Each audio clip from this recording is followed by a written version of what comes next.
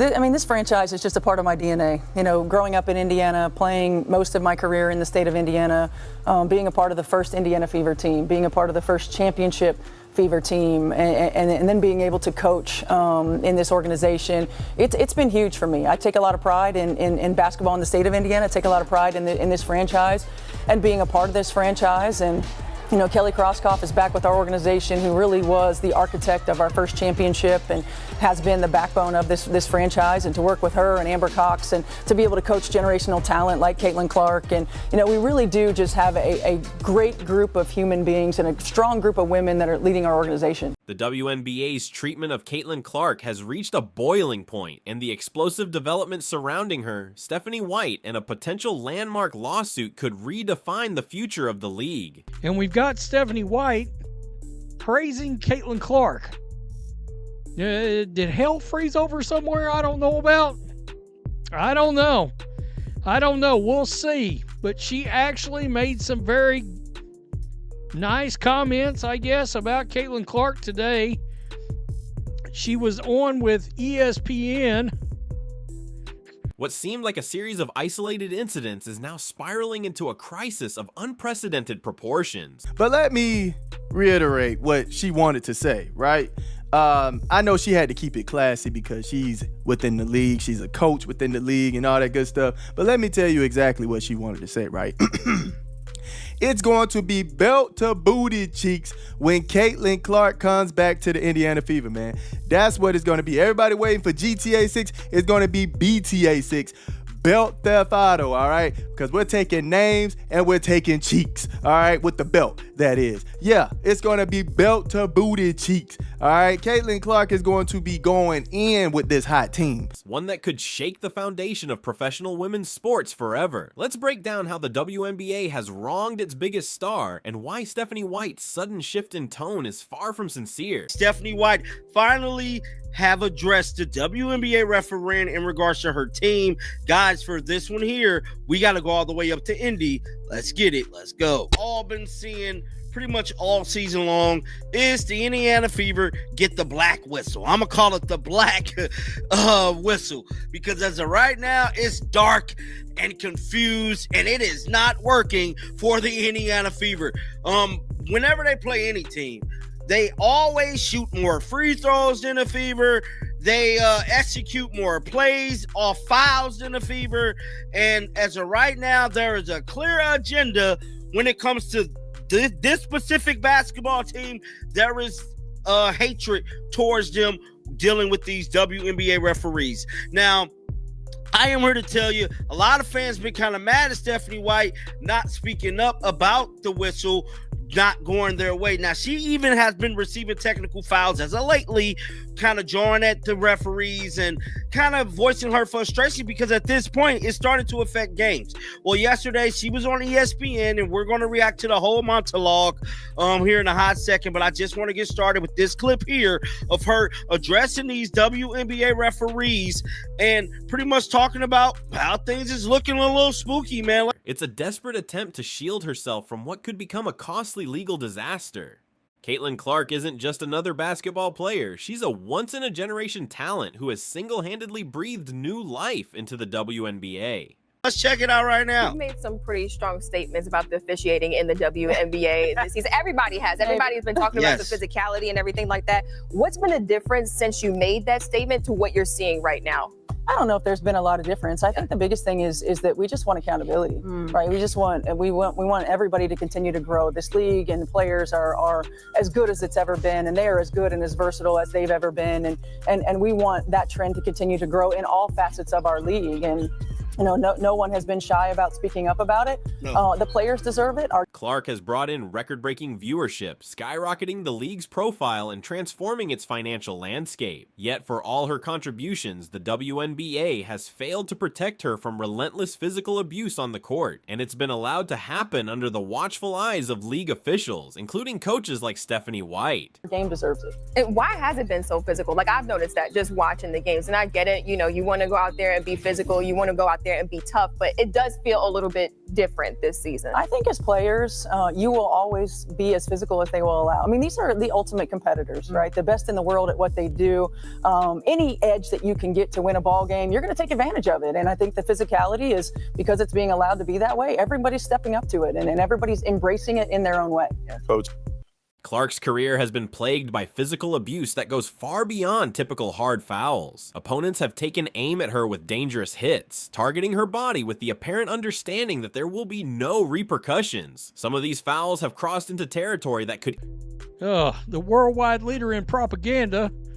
And she made the following comments about the Fever, and I'm just going to jump because they're going to be talking about her.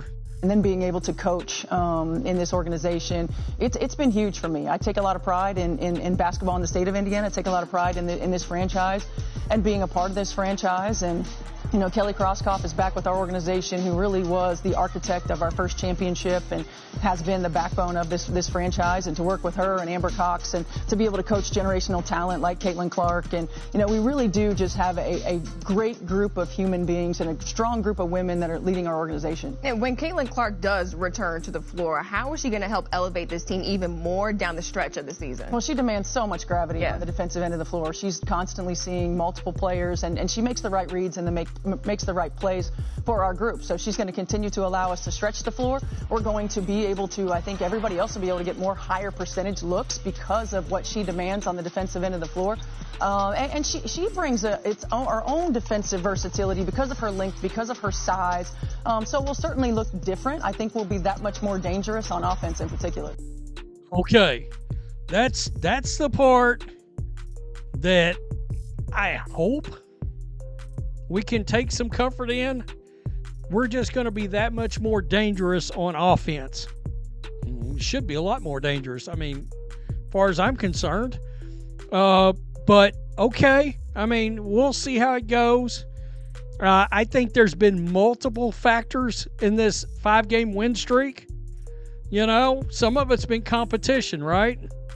But I was very vocal when they lost her, and I've been very vocal since she's been out. This team is good. It is a good team. They should be winning the majority of their games.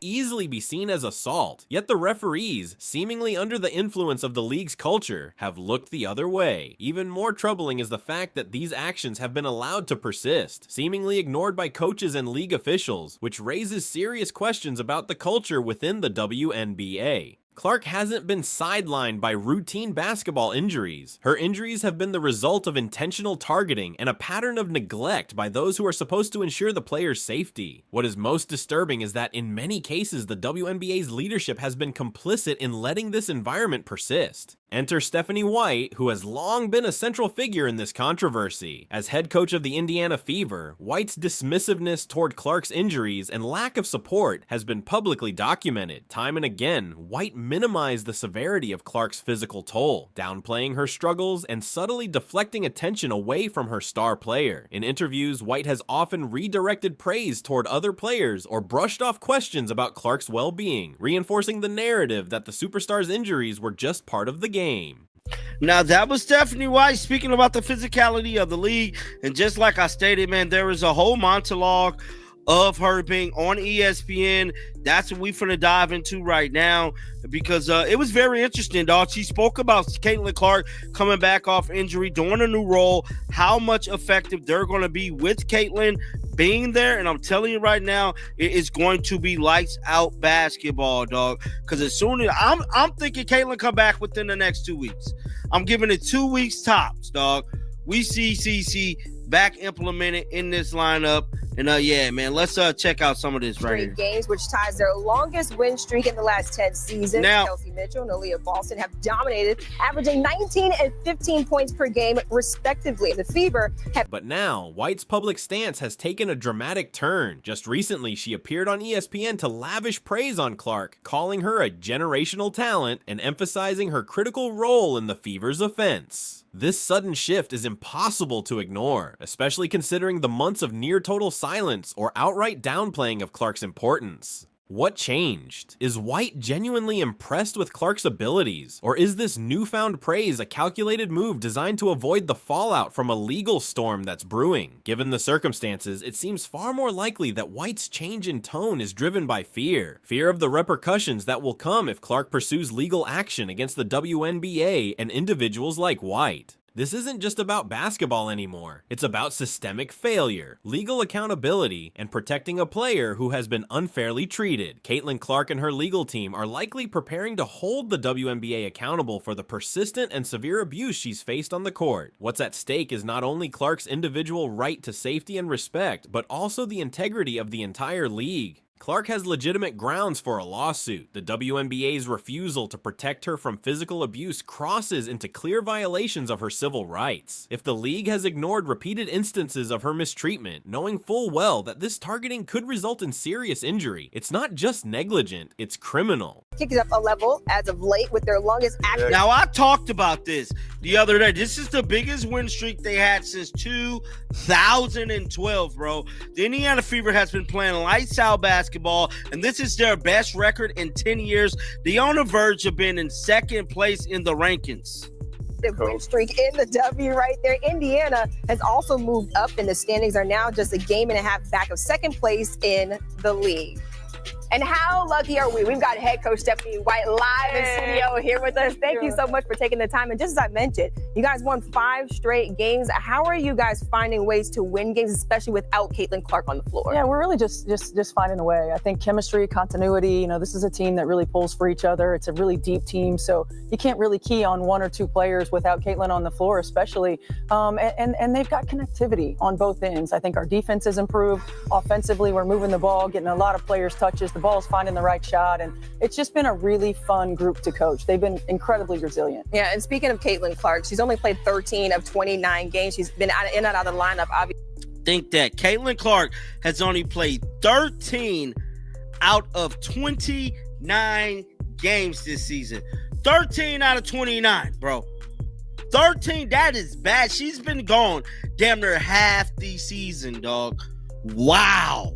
Just wow, man.